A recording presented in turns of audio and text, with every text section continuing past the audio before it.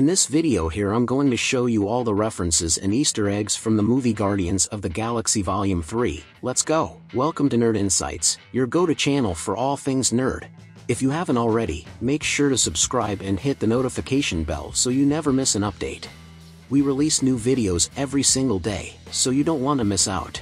In this video I separated 25 Easter eggs and explained references about the third movie of the Guardians of the Galaxy.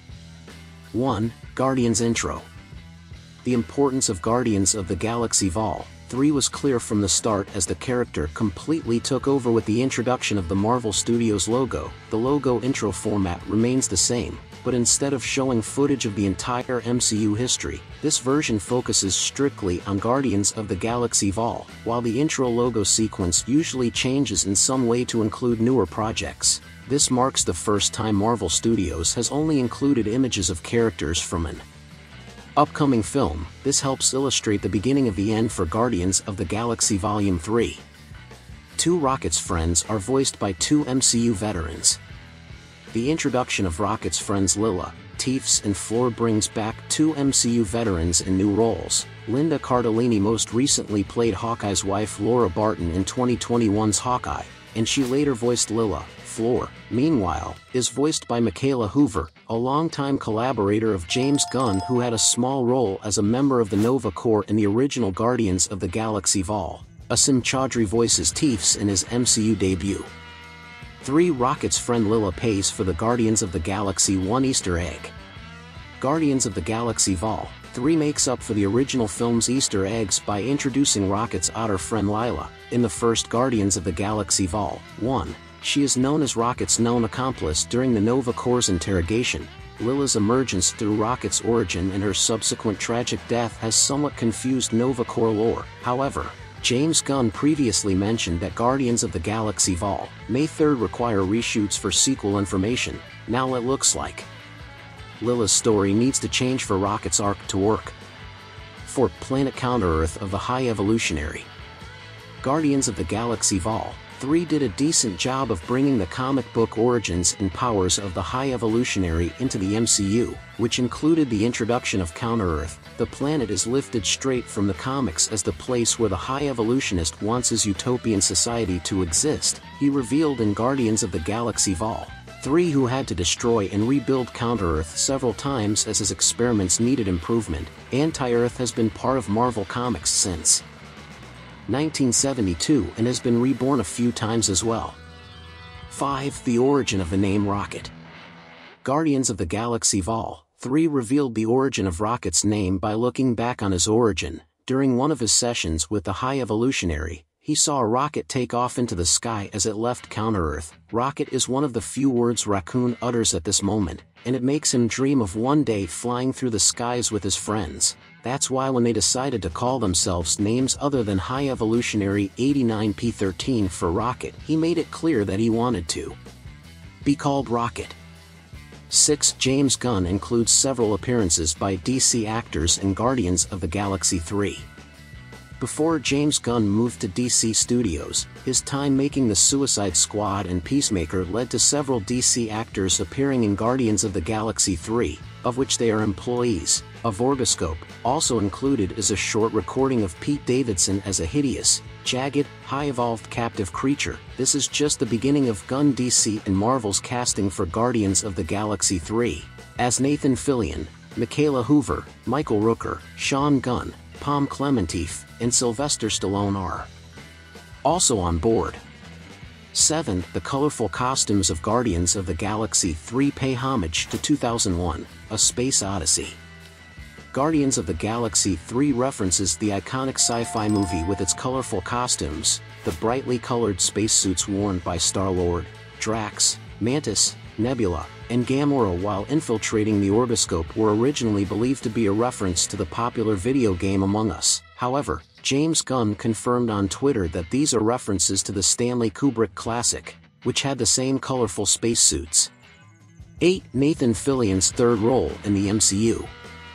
Speaking of Nathan Fillion, his cameo in Guardians of the Galaxy 3 marks his third different role in the MCU. In the film, he plays Master Herdsman, the Guardian of the Orbiscope. It follows his time playing an alien prisoner in Guardians of the Galaxy.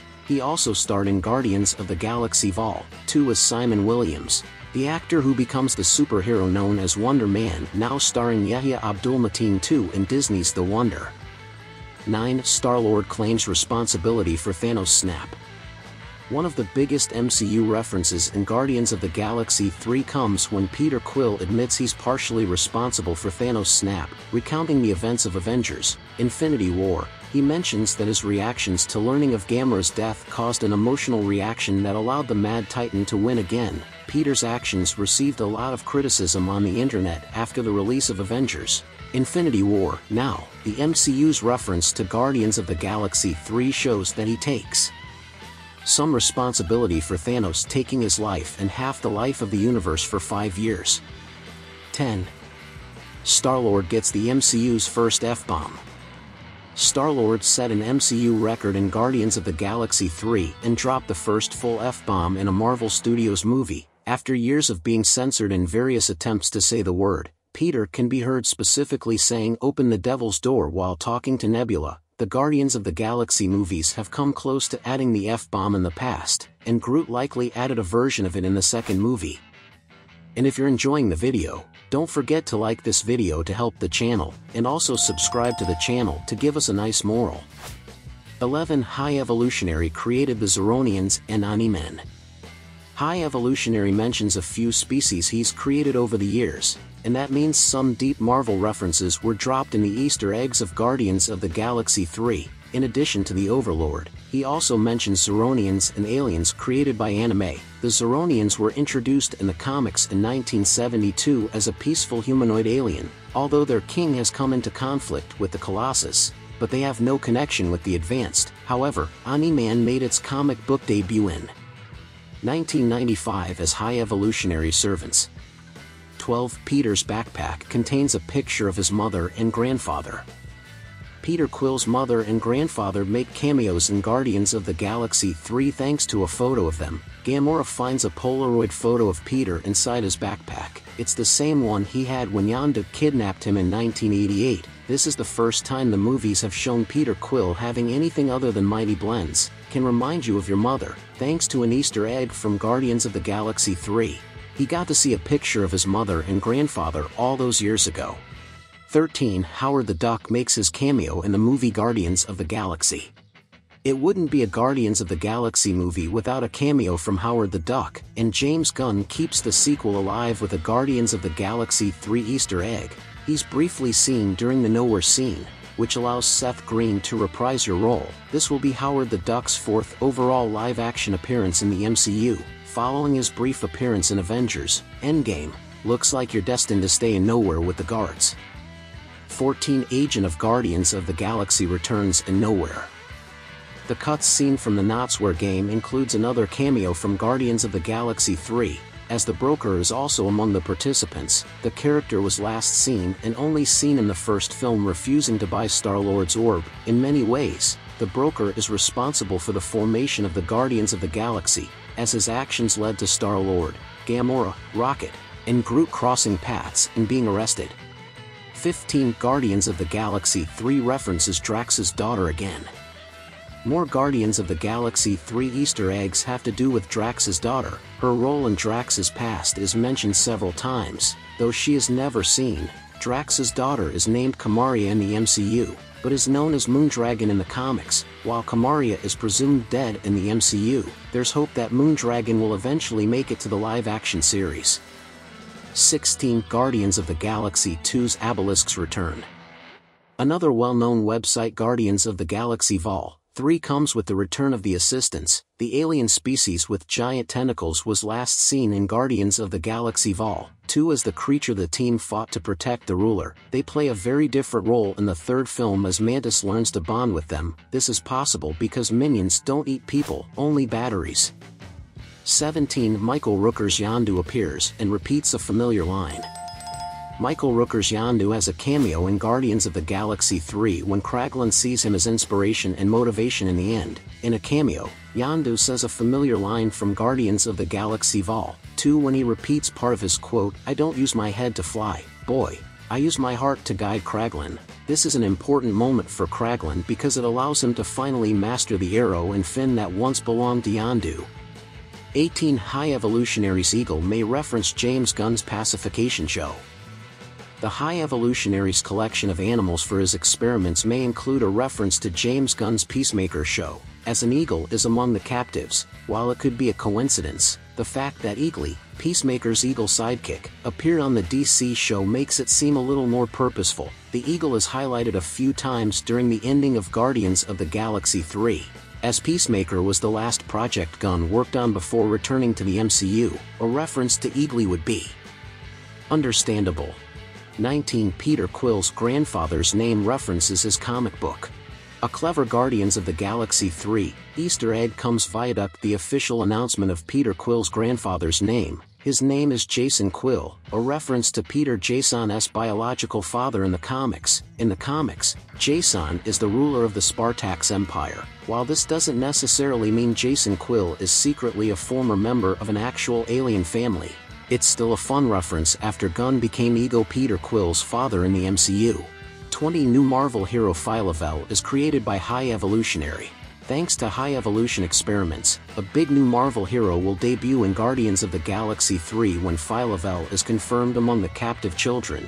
He is one of Marvel's most powerful cosmic heroes and will become an official member of the new Galaxy Guardians team during the post-Galaxy Guardians 3 releases.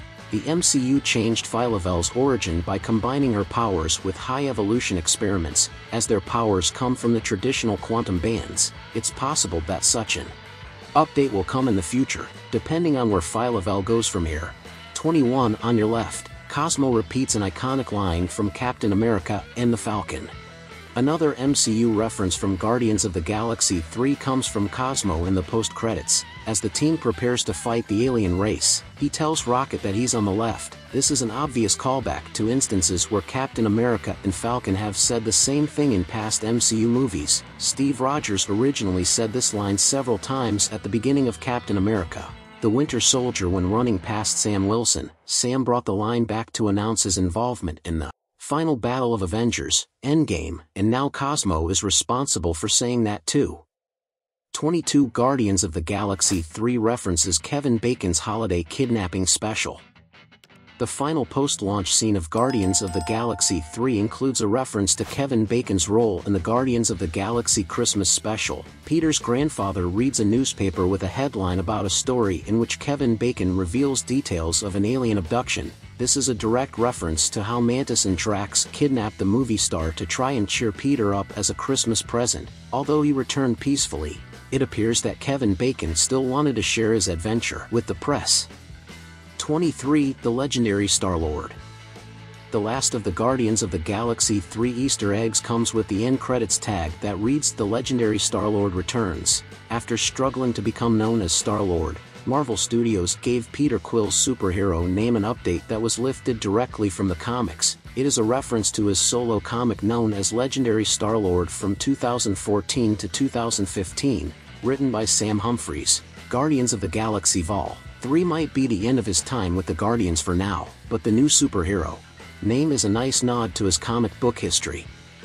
24 Drax finally becomes a dancer in Guardians of the Galaxy 3. Another callback in Guardians of the Galaxy 3 comes when Drax becomes a dancer. She starts dancing with everyone else and nowhere during the finale, including the children of freed prisoners. This directly ties into Drax's memorable line in Guardians of the Galaxy Vol. 2. There are two kinds of beings in the universe, those who dance and those who don't. Although Drax originally said that neither he nor his wife were dancers, their dancing at the end is a sign of growing up. 25 Return of Stakar Ogord's Ravagers team, without two members. The introduction of Rocket's friends Lilla, Teefs and Floor brings back two MCU veterans in new roles. In this case, Linda Cardellini will be voicing Lilla after recently playing Hawkeye's wife Laura Barton in the 2021 Hawkeye movie. Meanwhile, Floor is voiced by Michaela Hoover, a longtime partner of James Gunn who had a small role as a member of the New Force in the original Guardians of the Galaxy. Asim Chaudhry voices Teef in his MCU debut. So, if you enjoy our content, Please make sure to subscribe, hit the notification bell, share this video with your friends, and leave a like. Every little bit helps us grow and continue to bring you the latest and greatest nerd news. Thank you.